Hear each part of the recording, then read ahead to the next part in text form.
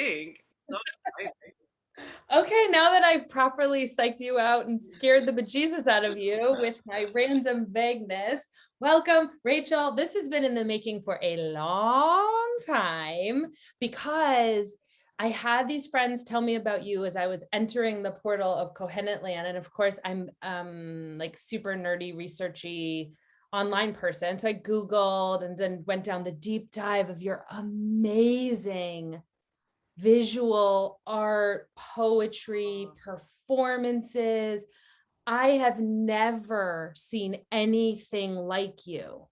Oh my God, thank you.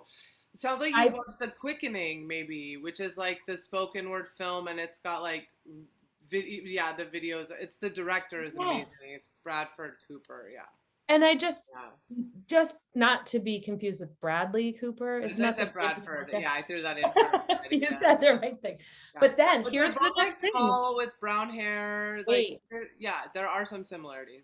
I literally then yelled, I like put it on pause, yelled for my daughter. I'm like, Sailor, Oh, come that's here. cool. Watch this woman. Well, Watch that makes it. me feel cool. So Sailor was like, wow, wow. Okay, so What? then we start secretly stalking you on Kohenet I was services. gonna say, okay, I'm so glad you said this because I was like, oh my gosh, I really love her positive reframing of cyber stalking as beloved researching. That is like a beautiful reframe. I I just, want to be like, and then I started cyber stalking, but they're like, and then the stalking began. Once I got my 13-year-old involved, and then the stalking began. so you'd come onto services and I'd be like, Sailor, watch her, watch this. You got to see Oh my this, you God, know? this is so cool. Like, that's so awesome. And she was in awe. Then I tried to see if I could get you to come and perform at her bat mitzvah, and we couldn't work the timing out and all of that. And I I would have. understand. I just, I'm blown away. I need to hear the origin story of how you came to be this incredible poet, artist, goddess. So Oh all my the God. things. Okay. What? First of all, thank you for your very lovely, kind words. I am Mm, likewise starstruck because as we talked about, I heard your name in such a beautiful book. So mm, that was so exciting. But and also I had amazing people, Ariel Morkowitz of Sviva, which we were just talking about, tell me about you. I was like, there's this amazing woman coming into Kohenet. You got to be friends with her. So I also was that who told you about me? Like, was it her? Was it someone? Of course. See, mhm, she's yeah. so cool, and Mhm. I love how you have behind you. Like, I know some people are listening, so I'll just describe like Pleasance behind her. She has like this beautiful drawing of like the wheel of Kohenet archetypes, which we refer to as netivot, which is the plural of netiva, which means pathways. And so it's just so sweet to see it behind you. Okay, how do I answer your ridiculous question? How did I become an artist, poet, goddess? Like, come on, give me a break. Like, I'm just like, whatever, such a bumbling fool trying to get from A to B. How do I answer that? My God. I'm trying to think. Okay, I'm gonna just like, even though your question is ludicrous, I'm gonna just say that to be in. I'm gonna just tune in and see what wants to Mhm. be spoken Please, in. Okay, I'll please. say this. Like, my first, um, I want to say this. So, I'm when I was living in New York, I'm gonna tell a mosaic of lily pads that we can leapfrog from one to the other, and maybe it will like give you like I don't know, some kind of insight into your ludicrous question. Okay. So I'm living in New York and I was a dancer like growing up. My first mode of sort of expression and like truly was dance because I had very compromised hearing from the age of about 18 months to Mm. about 5 years old, and then there was a minor procedure was done which corrected it. Thank goddess.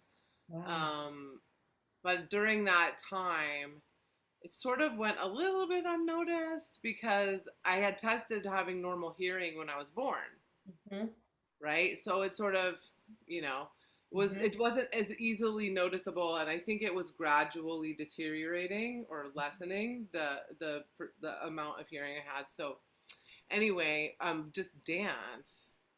became Mm. a way of, like connection and communication. I started dance very young. And so, like, fast forward a bazillion years, I guess we're leapfrogging to a new lily pad. And then I'm like in New York auditioning for Jesus Christ Superstar. I'm giving you like the long version. Wait, I have to And ask a quick question. Could you hear the music when you were little and dancing, or was there no music? It was I just mean, I think inside music. my hearing was very, very compromised. I don't really remember some. It's like 5 and under. Like I have little Okay. memories. But I'm just trying to be like Yeah. really honest and authentic Yes. about my childhood, which like my family pattern, which maybe all families have this, but part of my specific like trauma patterns and ancestral lineage of my families, intergenerational Mhm. coping with trauma or lack of coping is sort of revisionist history, a lot of gaslighting, a lot of sweeping things under the rug. Yeah. So it's hard for me to know sometimes what memories Yes. from a very Yes. young age are my own pure memories and what are like things that were told to me later about it, sort Of of course. Yep. integrating. Yeah, I Yep. guess that's true of everyone, That right? makes Like, and you sense. hear the stories of your Yep. child, and then I often am like, do I remember that, or is that like Yeah. overlaid with story, sort Yeah. of the legend, or what was altered? Yeah. So Okay. So who's fast forward, now you're in New York at who's this to say, audition. right? Yeah. So now I'm at an audition for Jesus Christ Superstar, and there's this other. I'm like in my early 20s, maybe like 20.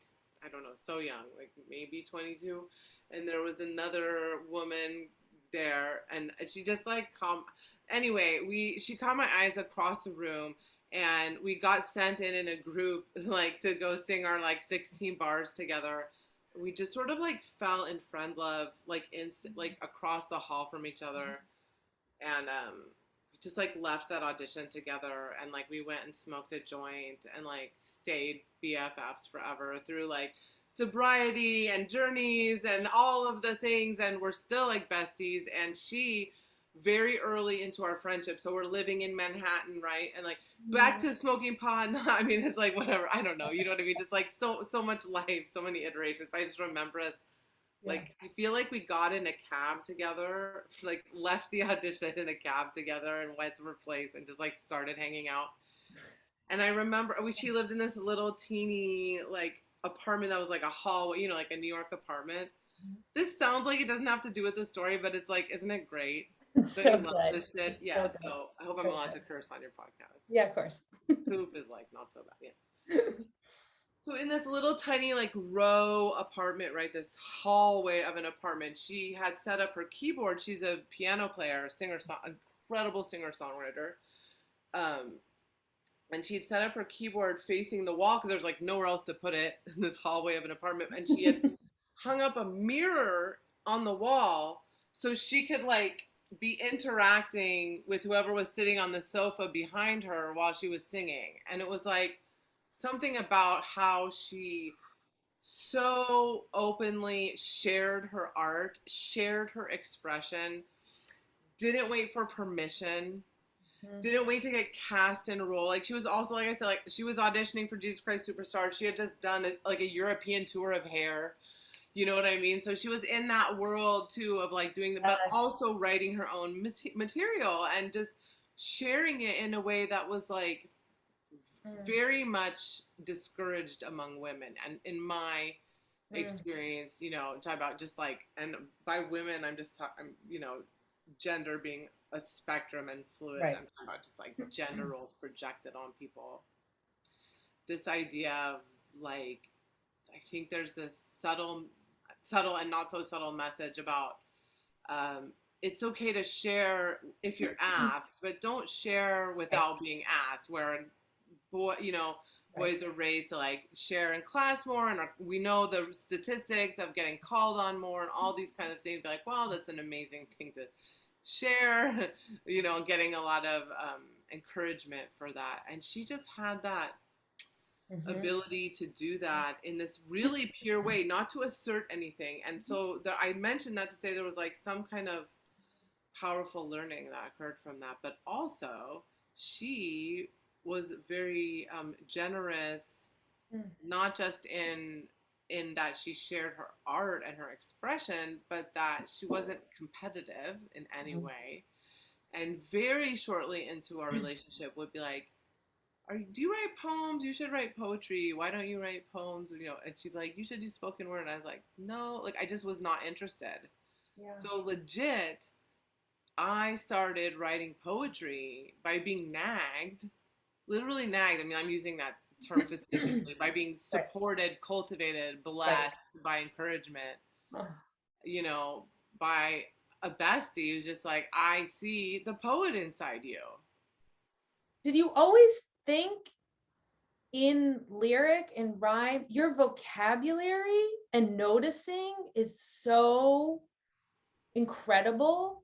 Oh, thank you so much. You're It so must have kind. been growing over your youth. Like, did you think in Well, okay, by the stanzas time I or got to that, like I symbolism? said, I was in my early 20s, right? Mhm, So mhm. there was like a perfect storm. First of all, again, your question's ridiculous. I just want to acknowledge that for me to even answer it is like a buying into your You say, ludicrous thing. thank you, Pleasance. Yes, my work It's over is the top. really powerful. My work is No, really no, it's not even. It's just like, powerful. that I have some sort of otherworldly like word magic power. Like, come on. But Well, I'll tell you what made the perfect storm of that stuff.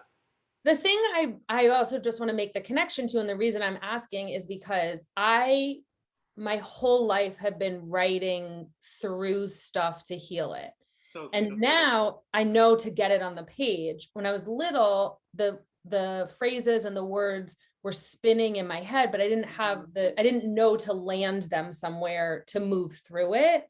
And so it wasn't until much later that I was able to do that integration. So that's what I'm curious about your creative process, Yeah, yeah. given the depth um, and the brilliant language that you use. There's so much intelligence that I'm curious if that was always there. Did it come out through singing or dancing and then to poetry? Like, what was that like? Yeah, yeah. Well, okay, there's two-part answer. I want us to answer both kind of things that you brought up, which is like the first part, like I was saying. So the things that sort of made the perfect storm of where I ended up was really that I was, first and foremost, that as a child I was an avid reader. Yes. Yeah. So, writing is one of those rare things Yeah. that you can, by taking in Yeah. the offerings of others, Yeah. you can Mm. cultivate what one of the tools that is needed, which is a vocabulary. You know what I mean? So that's how, and then I was like, so because again, I was really like, I wasn't a journal keeper. I wasn't somebody who was using writing to reflect. Although, and this is the second part I was gonna say, feel like I'll slip this in right now just because it's like chronologically where it happens. You're reminding me of something really interesting when you're talking about the spinning and then the writing it down to like stop the spinning, which is Mhm. like, of course, like a beautiful technique. But I'm remembering, so my mom is like very much like a undercover mystic. Like she wouldn't cop to it, but she would like, we grew up in like a really small town called San Luis Obispo, and she'd be like, Rachel, I'd be like young, I don't know, from age 11 through age 20s something. She'd be like, Rachel, there's a psychic coming to town. I'm like with these like itinerant, like, traveling psychics. She'd be like, we're gonna go see the psychic, So, but if you ask, like, are you into mystical things? She'd be like, what? I don't know what you're talking about, right? Which is like a whole other thing we could talk about of like ancestral Oh, stuff and like what's yeah. been repressed and lifted up. And she's so, so powerful and humble. And well, I'm having so many connections of thoughts in this moment. Mhm. So I'm remembering this one time that she took me to a psychic. And I feel like I was very young at this point, but like maybe early teens. And I'm just remembering this moment where the psychic was saying, like, that for me specifically, kind of that same idea, like, instead of letting something spin in my mind, which again, this is like great therapeutic advice too. It's not like this Yeah. psychic just pulled it out of the air. It's like very common therapeutic advice. But she was like, you really like write things down, make lists, like write everything down. Like that's going to be good for your brain to like stop the ruminating and stuff, like a pretty young age. And I remember sort of, I was like a teenager or whatever, like sort of doing that and heeding that advice, but more in like a list making way, not like of expressing my feelings or anything. Right. And so, okay, so I was a very avid reader from a very young age. Again, I couldn't hear. So there's stories about me, like I would go to the bathroom, right? And also, I had two younger siblings, 18 months younger and 18 months younger. So factor all this in on that. Here's another lily pad, right? Yep. So I looked like a little Persian man, which is great. I'm just saying, of like terms, I looked like a little elderly old Persian man. The pictures of me as a baby have like a furrowed brow, a very serious demeanor of a man who's been through a lot and has some wisdom, maybe, of some stuff. Not a, and then, so then my younger siblings were like a scoop of strawberry ice cream and then like a scoop of vanilla ice cream. Like my baby sister was like strawberry shortcake, like orange ringlets. Yeah, just like beyond gorgeous, like shiksa pretty, right? And then my brother had blonde ringlets, which he would refuse to cut his hair. People didn't know if he was a boy or girl, and he had these blonde ringlets. So I would literally, I remember getting like body checked out of the way by adults to go into the cuteness of my, and I couldn't hear what's going on, right? So I don't. All I know is I'm like, oh yeah, they're cute. Get into it. Yeah, it's true. You know, I see their cuteness too. Yeah. So I was a very avid reader, and there's stories of me going to the bathroom, and like my parents thinking like, how long is she pooping for? And then I'd be like reading every shampoo bottle, like just and like anything. They'd be like, give her a book. Like what is? Just like any, so I think it was part of out of that same thing, maybe. Oh my God. So that it was like some sort of entry point of language. And I remember, so I loved reading, felt like vital. Yeah. And then, Wait, I need to interject, pause. Okay. What's the correct grammar for the pause point? Because I want you to continue, but I have to know what were like 2 or 3 of your favorite books growing up. Grammar. I don't know what the grammar of pause would be. I feel like just pauses. Just pause. I don't know. Like the semicolon or the blackouts of my childhood. And there's also books that I love that I like read later, and I'm like, oh, I didn't really even understand so much of that. You know what I mean? Oh yeah. And also childhood is so big, right? So like, let me choose. Let me see. Just anything that comes to mind. I know, but I want to like really like there's this one book, they're kind of funny answers, but there's this one book that was like, my dad isn't, this is funny too and interesting. My dad was an English professor. He's still alive. He's just retired. Thank God. He's among us. He just retired. But he was a literature professor for many years. And now, as of like the last decade, but well after I had begun, is a professional poet. But I think was a poet also before I was born. It's like a whole interesting thing. And now is like a published poet, went back to, got his MFA in creative writing after having a PhD in literature and teaching for years and like all, yeah. So that's an interesting thing. I love that. Right? Yeah. So anyway, okay. I forget why I was even mentioning that part, to be honest. I got myself distracted by thoughts of my dad. Favorite book? It's okay if you don't have one. Yeah. Okay. So my dad would get sample literature books sent to him because he was a literature professor. So he had this one book called The Norton Anthology of Children's Literature was sent to him. So he gave it to me, of course, and it was like a Shakespeare-sized book, and I loved that. You can get it. I've since like, I waited basically like from the time the internet began. I was like, one day I'm gonna find that book. Yeah, I know. I was like, I'm like Amazon. I'm like, yeah. There was that and this one album that I knew. I was like, eventually we'll get to the point. And like, of course, like all the used books now you can find it for like $3. This exact book if you want. It's the version with the bluish cover with little trees on it. Like I recommend. It has like Nikki Giovanni poetry and stuff. Like it has really cool poetry in there for kids. Even some like, whoa, that's kind of intense for kids, y'all. It's like, and it's like those like super thin pages. Like it's so much.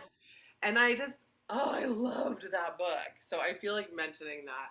And Yeah. the thing that does stand out to me the most is it had, you know, some Nikki Giovanni in there that was Yeah. like, and then okay, and then also like books that just like took me. Oh, I mean, Judy Blume just like, ugh. I was just Yeah. talking about Judy Blume recently with someone, so it feels good to like lift her up. I just feel like, I mean, what a what a voice. We It's got making to, me I saw her. emotional to think about. She came to DC and spoke a few years ago, right before COVID, actually, and at Sixth and I. And it was so interesting because people kept asking her, how did you write these books? And she kept saying, like, in all different forms, I don't know. I don't even know the What do stuff. they mean? Like, they wanted to know, like, did you plot out the narrative? What was the protagonist? You know, they Oh wanted yeah, yeah, yeah, facts. yeah. And she was like, I was raising little kids. I would go into my room office, I would write, and then I would leave. And later I'd read the pages and I wouldn't even know what I wrote. I don't even know those things that I wrote, meaning like facts or colors or information. So from the like spiritual creative side, I was like, oh, it's just flowing through. There's no cognition, there's no plan, there's no intuition about what would work or wouldn't work from the mind, from the intellect.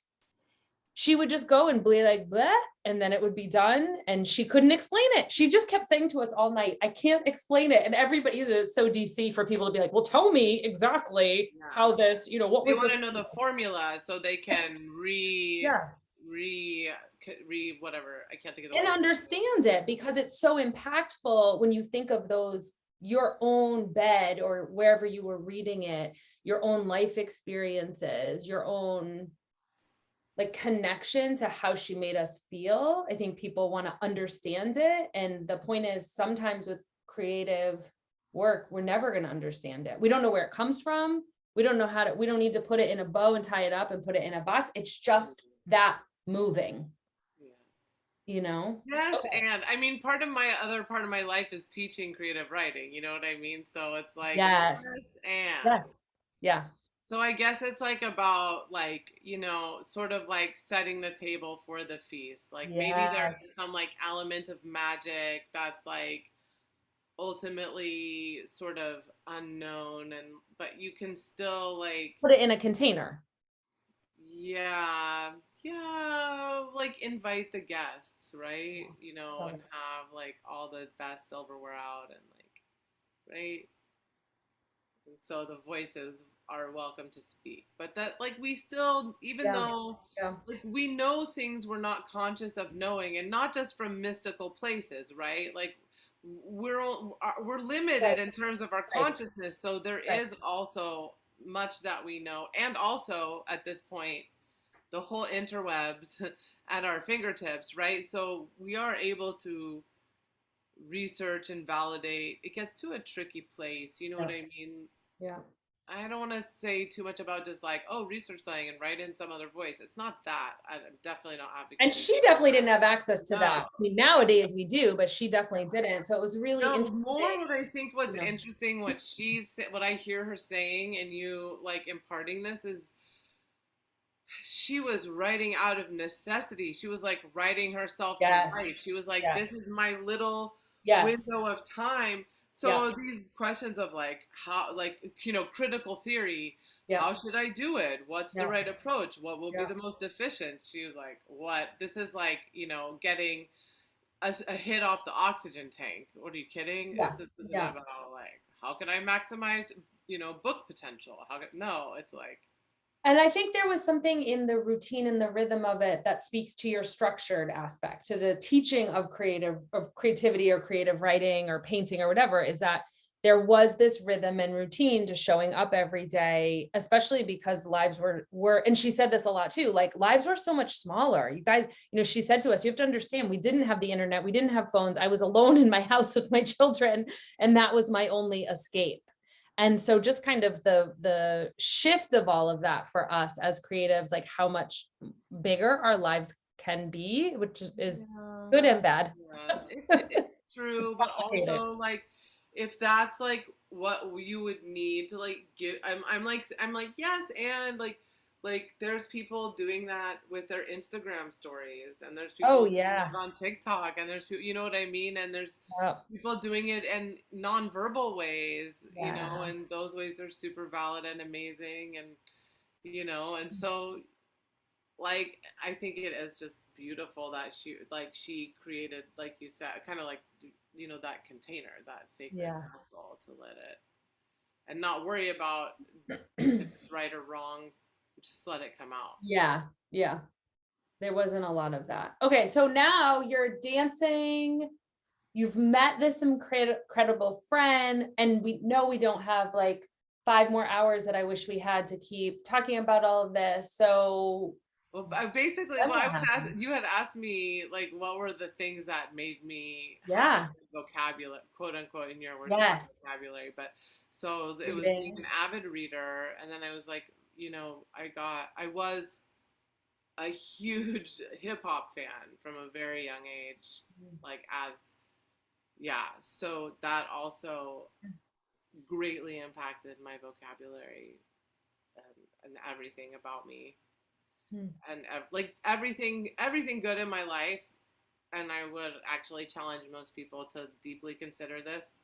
Maybe not everything, but a very, very large percentage of what's good about my life, and I mean that very sincerely, has come directly from Black culture. And like that's something I have to be accountable for. But like whether it comes from my own pleasure, if it's like listening to Stevie Wonder or Otis Redding, or what I'm just literally being like, these are my rebbies, like this is my truth, like this is, and Mhm. just being like feeling like less alone on this planet by like speaking about poetry of others, or my own, like the culture of spoken word. I think is delusional to pretend that is not something that's of Yeah. Black culture, and is just as appropriative to that slang for me to be accountable for that. Almost everything good in my life, whether it's my own whatever you want to call it, career or identity or body of work, whatever you want to call it, of as a poet, Mhm. to not acknowledge I owe a debt to Black culture would be delusional. Mhm. So hip hop next, and then after that, I went. So it was you can imagine a hardcore dancer, and then like through a series of twists and turns, I ended up going to a theater school Mhm. that had like a world class Shakespeare instructor. And I had like hated Shakespeare. I had terrible Shakespeare education in my high school, like as most people do. Like my poor teachers, they didn't know they didn't have an education in it. The teachers I happened to have in the English department of my school. Mhm. So they couldn't really help us to see what was going on. And so when I had this legendary Shakespeare instructor, her name is Gail Fury Childs, um, Mhm. it totally like changed everything for me in terms of learning the mechanics of how words operate inside the human body, whether they're spoken from like somebody on stage or in some sort of setting such as that, and the recipient, or read, and like understanding rhythm and vibration and tone of language as a fully additional experience and elements of something. And so all of that was alive in me when then you get to Amy Steinberg, my friend, being like, you should write poetry. So Yeah. she saw, and I was like, I don't know. She would say, like, but you just have like a really weird way with words. Yeah. So probably in her own way of saying it, she's saying what you're saying, Yeah. which is that your way of expressing things is unique. And so you should, Yeah. you know, write some Share it with poetry. us. And so then I was resistant for like a year. Mm, or not really resistant, but just not interested. Yeah. I was like, no, whatever. And then one day I just did. I just wrote a poem. Mhm. And because of her, I had somebody, because she had already modeled for me how when you create something to Mhm. share it and not feel like you need to wait for somebody to beg you to share it, that you have a right to express all those things. I could be like, oh my God, I did it. I wrote something because you've been saying to do it. It happened. And she'd be like, oh my God. And then also to just I'm just back. This moment is so alive for me right now. It's so sweet to think about. So then I was also working at this restaurant called C3, like down by NYU, Mhm. down in the village. And I worked with a really cool woman who I'm still friends with and love so much today, named T. Tara Turk. And she was really cool, and I knew she was active in the spoken word scene. Like, we were both into hip hop, and we're like work friends. You know, we'd like breakfast shift at like 4:30 in the morning, and the bars close at 4 in New York, right? So we'd be like, you know, and come in and serve muffins to tourists, and so once I was like writing poems, I was like, hey, what should I do? Where should I go read if I really want to know if I suck? And I'm not saying I shudder to think, I would never recommend this, but whatever, that's where I was. That's what I wanted. And she was like, oh, go to Nuyorican. They'll tell you if you suck, for sure. And so I did, and like, thank God, because who knows what would have happened. Thank God that I happened to have a good reception to the poem I did. It was such an arbitrary thing. Like, can you imagine if I stopped because of, Right. Someone else's. whatever it would have been. Yeah, but so that's how that all started, and then kind of in terms of that unfolding, the rest is history. But yeah, I always like acknowledging that part of the piece about Black culture, like literally everything, from the dance, from the music, from the spoken word, from the hip hop that's so integral to my identity. I wish, yeah, it feels really good to just tell that truth. Yeah. Yeah. And so important, and so honoring ancestry and lineage, many of them, and all of those little mentor points you told us along the way. I just sort of like see you so supported along the path, as most of us are when we pause and go back and kind of reflect on some of that. So now you're Kohenet. So you lead services. You have once a month you're doing services. Where do you teach creative writing? Tell us about like where people can experience you now. And then I want you to read something. And okay, so I'll do it all in one burst. So people should come visit me. What's really cool is to come visit me. You could come to realizeparadise.com and you can go to events on there, but it's also great to go to Eventbrite and you can just search my name, Rachel Kann. I do Shabbat services once a month, the first Saturday of every month, called Realize Paradise Shabbat Soul Journey. And it's at 11 a.m. Pacific time, 2 p.m. Eastern time. Everybody's welcome, free, of course, Shabbat. And I do a new moon circle, the new moon of every month, and also is free. And so people should come to both of those things. And like, there's just the beginning of things. There's also, I teach writing workshops independently and also through UCLA Extension Writers Program. I have one coming up called Finding Your Voice. That's for beginning writers, like multi-genre. We're going to explore multiple genres. So people are very welcome to, it's still open for registration. It starts the first week of November. So now is like the perfect time to take that leap of faith. But like, this is just the surface. I'm also like, yeah, like get in touch. It's great.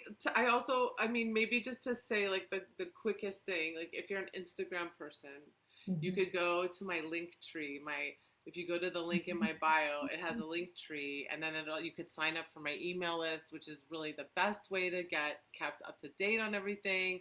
And you could find, just reserve your free tickets to Shabbat or a new moon. You can come to the website. You can shoot me an email. You can find out about UCLA. You can watch The Quickening, which you were talking about before, which is completely free. It's just on YouTube. So please enjoy it and share it with anyone else you think would love it. And then, okay, in the interest of time, because I'm still going to be slightly late, but I could talk to you for a million years. Isn't it? You'll have to come back and we'll have to do part two about more things. I hope people don't think I'm like so self-indulgent. Who knows? Maybe this is a conversation about you. It's not. You're very, very kind. They're listening to hear about you. Okay, so and I don't know why I like tuned in before, and I was like feeling Mermaid Esther, so that's what I'm gonna do. Amazing. Do you know that one? Oh, well, you stalk me, so I'm assuming, but just act like you do, so I feel good. I'm such a dork. And then I'll be just like slightly late for my next appointment, but like, listen, artists, we do what we can. Thank you, Pleasance, for having me. I can't wait to talk more and more and more. Yes. And please tell Sailor I said hey. I will. I'm just making sure my alarm telling me my next client. Does it go off? It probably will. This is like also real life for everybody, huh? Yeah. It's amazing. I mean, we said we wanted to be authentic, right? Look, we didn't have time to get to scandalous stuff. Okay. I know, not even. Beautiful. Next time will be the scandal episode. I'm too real. There's nothing like it's kind of like you said. Like I'm pretty. I could say that we all have our blind spots. Shit, Yeah. you know. I try to be real. Okay. Hold on there, Mermaid Esther. Don't forget, your skill set has been custom built. This is what you were born for. You've got this. I promise that this discontent is divine, despite the pain you're swimming in. Although you're going under, sister, there will be no drowning today. Dive unfathomable fathoms deeper. Rather than looking for loopholes, fashion a life raft from the strands of your very real suffering. Do not be deceived. This misery is no doled out punishment from on high. It is a knock at the door of your heart from inside. Your soul is an imprisoned star fishing for clemency. Let the gate swing. Throw it open. You are built of double helixes, a swirling evolutionary journey. This life is a spiraling tide pool. The view of glorious sun will spin round to the dark side of the moon, as it is bound to do with every revolution. I have to cough. Maybe you can edit that. I don't know. Do you edit stuff or no? Do you? Sometimes. Go back a few lines in case you feel like it, or you can leave it just like this. We'll see what happens. I just had to cough. It happened. I'm glad you did. Me too. The view of glorious sun will spin round to the dark side of the moon, as it is bound to do with every revolution. I call on you to remember you. Back before you became your own wet metaphor, that innocent kid who turned cartwheels, naked, shameless, and pure, that wild girl who walked into the ocean delighting in the cold bite, that dreamer who believed in infinity's limitless possibility. Remember when you could clearly see the truth of what was muddying the grown-ups all around you, how you'd watch them rationalize, tell themselves lies, overcomplicate, bury their pain, only to inevitably explode in the most inappropriate, unrelated, and dangerous of ways, over and over again. Remember that self-sworn oath, your vow to never let that be you. There's no roundabout route to salvation. The only way out is through. Don't confuse husk with vessel, lest you self-immolate, subsumed in ocean while an astonishing fire rages within. You must spill forth this light, or be consumed from inside. This is the sacred act of spark extraction. This is returning to the knowing in your bones.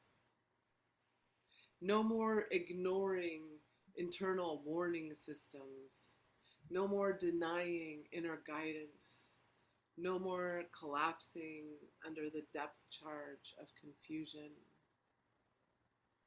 Sister Mermaid Esther, gather all the flooding love that spilled in surging waves from every single heartbreak.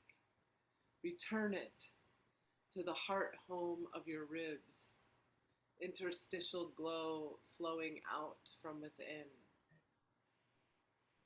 Toward the shore, there is a lighthouse of a little girl, sturdy legged, faithful, and patient, beaming rhythm encoded messages to you. Swim up to the glimmering surface. Break through.